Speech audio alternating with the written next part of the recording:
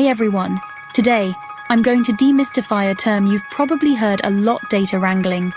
If you're new to working with data, you might be picturing cowboys on the open range, but trust me, the reality is way less dusty and way more useful for your career.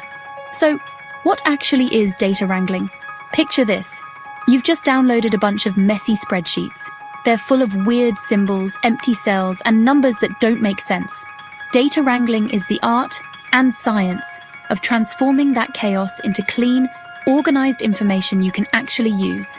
It's like prepping ingredients before you cook. Before you can make a delicious meal or an awesome data analysis, you have to chop, measure, and sort everything out.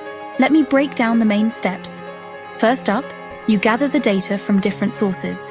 Next, you clean it, removing duplicates, fixing errors, and dealing with missing information.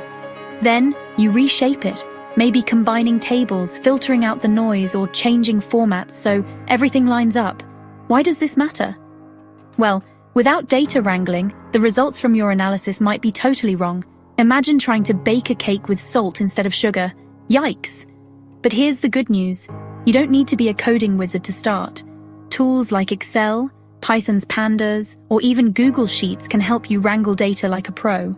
So the next time you see a big, messy dataset, don't panic. Just remember, data wrangling is your secret weapon. Clean data, clear insights, and confident decisions all start here. That's it for today. If you want more tips on mastering data skills, hit that subscribe button